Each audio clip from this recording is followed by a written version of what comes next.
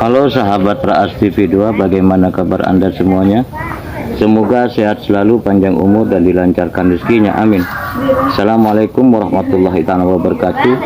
Kembali lagi bersama saya, Mas Ompong tentunya, di Raas TV2 yang mereaction video-video tentang mistis, misteri, legenda, dan sejarah, baik sejarah agama maupun sejarah bangsa, baik dalam negeri maupun luar negeri. Dan kali ini saya akan mereaction satu video dari Angka dan Data Channel. Jangan lupa guys, subscribe Angka dan Data Channel yang berjudul Sejarah Masuknya 6 Agama di Indonesia. Untuk mengetahui sejarah masuknya 6 agama di Indonesia, mari kita qiraat bersama-sama, mari kita nyimak bersama-sama, mari kita mulai. Nah, keragaman agama Indonesia ini sangatlah luar biasa, yang bersatu dalam satu persaudaraan yang terwujud dalam Bhinneka Tunggal Ika, yaitu berbeda-beda namun tetap satu kesatuan Republik Indonesia. Dan berikut ini sejarah masuknya 6 agama di Indonesia. 1. Agama Hindu, abad keempat. Dilansir dari sumber netralnews.com, agama Hindu merupakan agama yang muncul di daratan India. Masuk ke Indonesia melalui beberapa cara. Menurut sejarah, masuknya agama Hindu di Indonesia tidak lepas dari aktivitas dagang antara pedagang India dan pedagang-pedagang di Nusantara. Tetapi, jika kita hanya menganut satu teori ini, kita tidak akan bisa mempelajari lebih jauh tentang sejarah masuknya agama Hindu di Indonesia. Nah, di bawah ini akan dijelaskan secara luas tentang masuknya agama Hindu ke Indonesia menurut beberapa versi. Menurut catatan sejarah, masuknya agama Hindu ke Indonesia diperkirakan sekitar awal abad keempat. Ini ditandai dengan berdirinya kerajaan Kutai dan Tarumanegara yang bercorak Hindu. Kehadiran agama Hindu ke Indonesia menandai berakhirnya zaman prasejarah di Indonesia. Ciri-ciri peralihan zaman prasejarah adalah dengan dikenalnya tulisan. Hal ini dibuktikan dari berbagai prasasti yang ditemukan yang berasal dari kerajaan Tarumanegara yang menggunakan tulisan Pallawa, tulisan asli India. Ini membuktikan bahwa agama Hindu masuk ke Indonesia dan mengakhiri masa prasejarah di Indonesia, memasuki masa sejarah. Adapun banyak teori yang mengemukakan bagaimana agama Hindu masuk ke Indonesia. Teori-teori tentang pembawa masuknya agama Hindu ke Indonesia adalah: yang pertama, teori Brahmana. Teori Brahmana dikemukakan oleh Van Leeuwen, berpendapat bahwa agama Hindu dibawa oleh para Brahmana atau para Pinandita ke Indonesia. Pendapat ini disebabkan oleh karena para Brahmana lah yang mengetahui kitab Weda. Selain itu, kaum Brahmana yang bertanggung jawab dalam penyebaran agama Hindu termasuk sampai ke Indonesia. Yang kedua, teori Ksatria. Teori Ksatria ini dikemukakan oleh Majumdar, Moekriyi, dan Nehru. Mereka mengatakan bahwa agama Hindu dibawa oleh para prajurit India yang ingin menaklukkan Indonesia lalu menyebarkan agama Hindu. Tetapi melihat eksistensi kerajaan di Indonesia, tidak ada satupun kerajaan yang dibawa kekuasaan India. Walaupun pengaruh India dalam kerajaan Hindu di Indonesia sangatlah kuat, karena bangsa Indonesia waktu itu mayoritas menganut agama Hindu. Yang ketiga, teori Waisya. Teori Waisya dikemukakan oleh Krom. Menurut Krom, agama Hindu masuk ke Indonesia dibawa oleh para pedagang atau golongan Waisya. Buktinya, banyak pedagang dari India yang berdagang di Indonesia, lalu mereka menyebarkan agama Hindu di Indonesia. Teori ini memang kuat karena sejak zaman dahulu, bangsa-bangsa di Nusantara dikenal sebagai pedagang dan pelaut ulung, sehingga interaksi antara pedagang di Nusantara dengan pedagang India sangat memungkinkan. Dan yang keempat, teori arus balik. Teori ini menyatakan bahwa bangsa di Nusantara belajar agama Hindu di India, lalu menyebarkan kembali di Indonesia. Teori ini kuat, tetapi menurut catatan sejarah, orang-orang di Nusantara baru belajar agama Hindu ke India, pusat agama Hindu, setelah beberapa kerajaan di Nusantara menganut agama Hindu. Ini dibuktikan dari sejarah kerajaan Sriwijaya yang mengirim beberapa orang untuk belajar agama Hindu ke India. 2. Buddha, abad ke-6. Dilansir dari situs Kompasiana.com, awal munculnya agama Buddha dimulai pada abad ke-6 Masehi sampai sekarang. Agama Buddha ini muncul saat lahirnya Sang Buddha Siddhartha Gautama. Agama Buddha masih dalam perkembangan hingga sekarang. Begitu pula ditambah unsur-unsur kebudayaan India dan kebudayaan Yunani, Asia Tenggara dan Asia Timur. Agama Buddha disebar melalui raja yang bernama Asoka. Ia menyebarkan dakwah di India Timur secara berdarah. Tersebarnya agama Buddha di Indonesia terjadi melalui perdagangan yang menjadi salah satu faktor penyebab masuknya agama Buddha. Para pedagang di India tidak hanya untuk berdagang, tetapi juga adanya interaksi dengan warga Indonesia yang memberikan ajaran agama Buddha. Agama ini bukanlah agama yang baru ada di Indonesia, karena sudah ada sejak zamannya Kerajaan Majapahit dan Sriwijaya. Kerajaan Sriwijaya adalah awal mula peranan dalam kehidupan agama Buddha di Indonesia. Hal ini dilihat dari catatan seorang sarjana dari Tiongkok yang bernama It Sing yang telah melakukan perjalanan dari India dan Nusantara. Setelah Kerajaan Sriwijaya, masih banyak kerajaan bercorak Buddha lain di Indonesia, seperti Tarumanegara, Mataram kuno, dan lain-lain. Pengaruh India dalam masa kerajaan sangat terasa. Di daerah Jawa terdapat kerajaan Buddha yang bernama Kerajaan Syailendra yang terdapat di Jawa Tengah. Walaupun tidak sebesar Kerajaan Sriwijaya, kerajaan ini meninggalkan peninggalan sejarah berupa candi-candi seperti Candi Borobudur yang hingga sekarang masih bertahan hingga dikategorikan sebagai keajaiban dunia. Candi Borobudur adalah cerminan masa kejayaan agama Buddha di masa lampau. Ada juga lempengan batu-batu di satu puing rumah bata yang yakini adalah kamarnya biksu Buddha, yang terdapat dua syair Buddhis menggunakan bahasa Sanskerta yang ditulis menggunakan huruf Pallawa. Selain itu, agama Buddha masuk sebagian besar berkat melalui orang-orang Tionghoa yang melakukan perdagangan di Indonesia pada zaman dahulu. Agama Buddha lebih banyak didominasi oleh orang Tionghoa daripada India. 3. Agama Kristen Katolik, abad ke-7. Dilansir dari situs katolisitas.org dan dilansir dari situs Konferensi Wali Gereja Indonesia, agama Katolik untuk pertama kalinya masuk ke Indonesia pada bagian pertama abad ke-7 di Sumatera Utara. Fakta ini ditegaskan kembali oleh almarhum Profesor Dr. Sucipto Wirjo Suprapto. Untuk mengerti fakta ini, perlulah penelitian dan rentetan berita dan kesaksian yang tersebar dalam jangka waktu dan tempat yang lebih luas. Berita tersebut dapat dibaca dalam sejarah kuno karangan seorang ahli sejarah yang bernama Syaikh Abu Salih Al-Armini yang menulis buku tentang daftar berita-berita tentang gereja-gereja dan pertapaan dari provinsi Mesir dan tanah-tanah di luarnya, yang memuat berita tentang 707 gereja dan 181 pertapaan serani yang tersebar di Mesir, Nubia, Abyssinia, Afrika Barat, Spanyol, Arabia, India, dan Indonesia. Dengan terus dilakukan penyelidikan berita dari Abu Salih Al-Armini ini, kita dapat mengambil kesimpulan bahwa kota Barus yang dahulu disebut Pancur dan saat ini terletak di dalam Keuskupan Sibolga di Sumatera Utara adalah tempat kediaman umat Katolik tertua di Indonesia. Di Barus juga telah berdiri sebuah gereja dengan nama Gereja Bunda Perawan Murni Maria kala itu.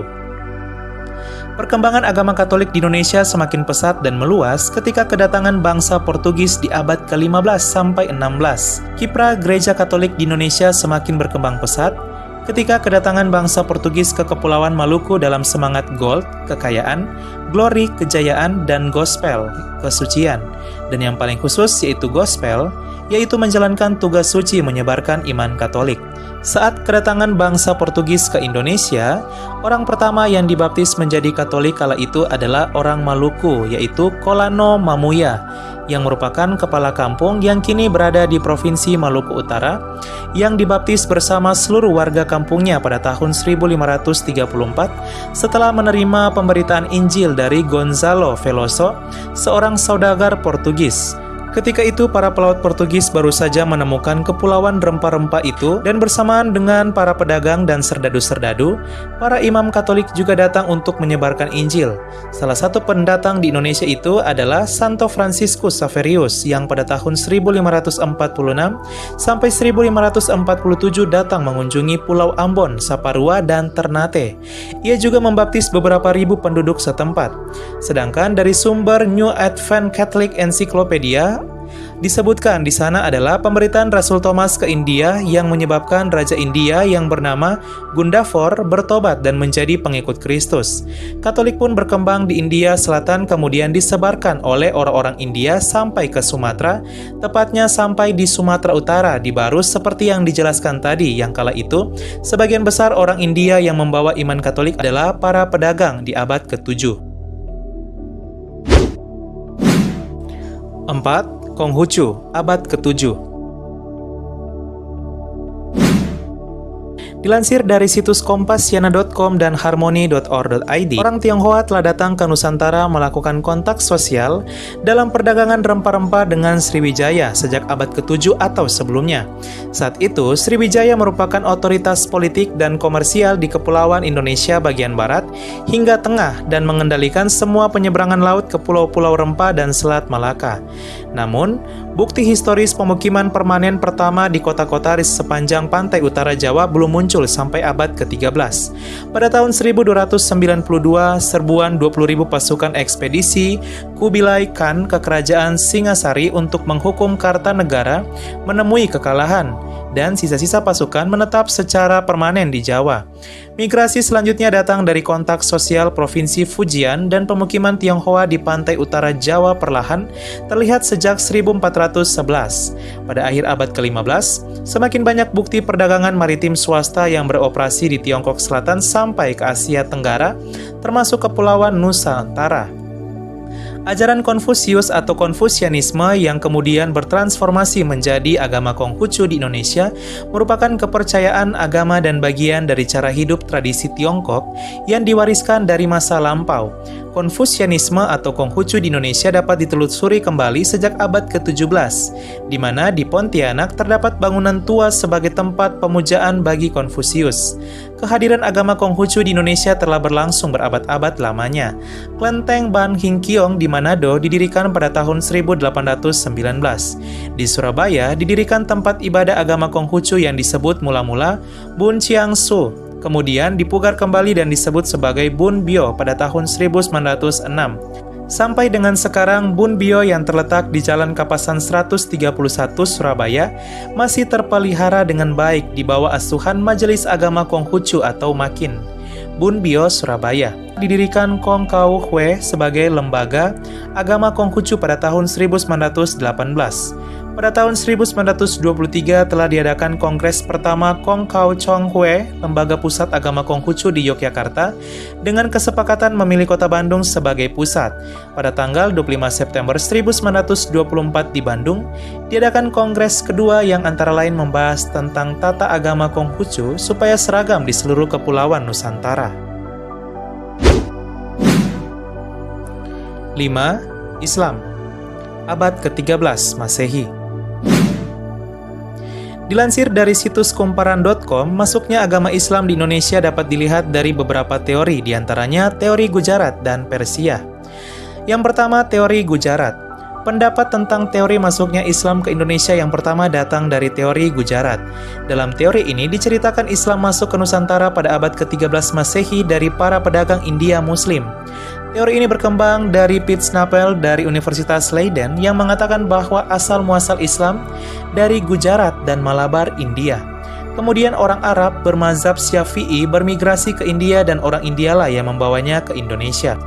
Pendapat ini juga ditegaskan oleh Snoek Hurgronje dalam buku El Arabi Atlas Indes Neerlandaises bahwa hubungan dagang Indonesia dan India telah lama terjalin. Kemudian, inskripsi tertua tentang Islam terdapat di Sumatera yang memberikan gambaran hubungan antara Sumatera dengan Gujarat. Selain itu ada juga teori Gujarat dari Mokwete di mana ia mengatakan bahwa agama Islam di Indonesia berasal dari Gujarat berdasarkan bukti peninggalan artefak berupa batu nisan di Pasai, kawasan utara Sumatera pada tahun 1428. Adapun batu nisan itu memiliki kemiripan dengan batu nisan di makam Maulana Malik Ibrahim di Jawa Timur, yakni memiliki bentuk dengan batu nisan di Kambai, Gujarat, India. Yang kedua, teori Persia. Teori masuknya Islam ke Indonesia terakhir adalah Persia yang dicetuskan oleh Hussein Jayadiningrat. Dijelaskan bahwa Islam masuk ke Indonesia dari Persia yang kini merupakan Iran, singgah di Gujarat, India pada abad ke-13. Hal ini terbukti dari kebudayaan Indonesia yang memiliki persamaan dengan Persia atau Iran. Hal ini juga dipertegas oleh Morgan, bahwa masyarakat Islam Indonesia sama dengan Persia. Terbukti peringatan 10 Muharram atau Asyura sebagai hari peringatan Syiah atau syahidnya Husain. Peringatan ini berbentuk pembuatan bubur syura.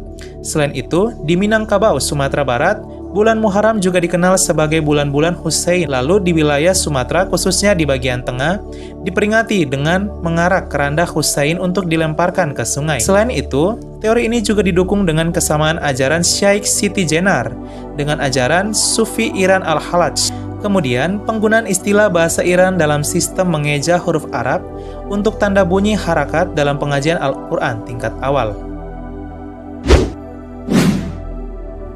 6. Kristen Protestan abad ke-16.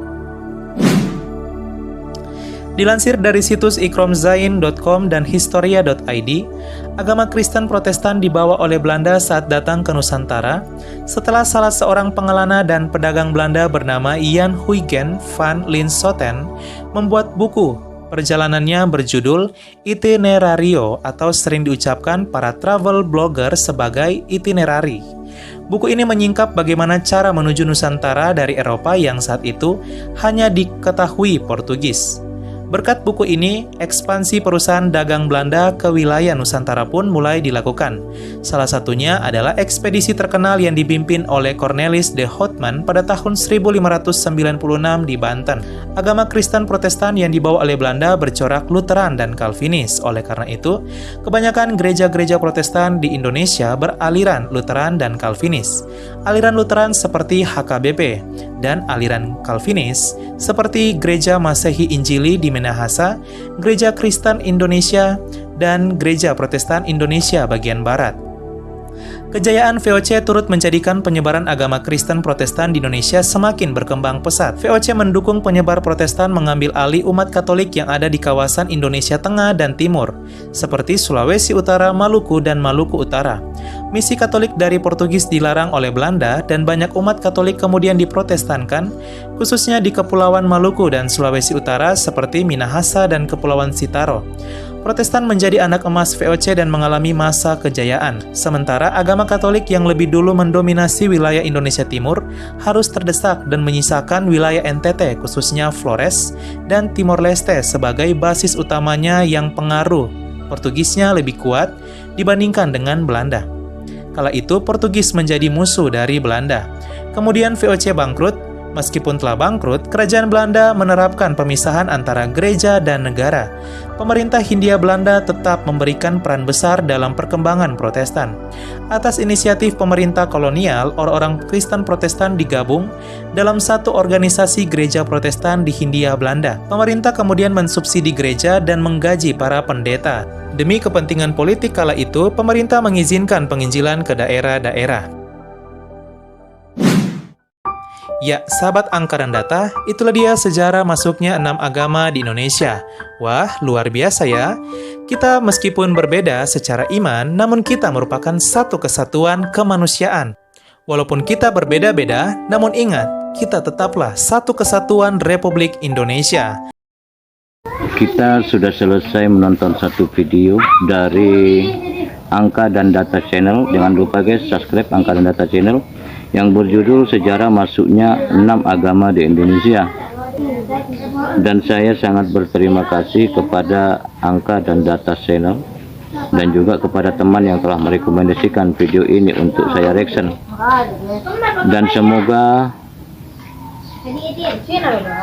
video ini bermanfaat untuk kita semua, menambah pengetahuan untuk kita semua, dan menambah wawasan untuk kita semua. Dan jangan lupa guys, like and share and subscribe Raas TV 2 yang mereaction video-video tentang mistis, misteri, legenda, sejarah, baik sejarah agama maupun sejarah bangsa. Dan kiranya cukup sekian perjumpaan kita Kita akan berjumpa kembali di video berikutnya. Wassalamualaikum warahmatullahi taala wabarakatuh.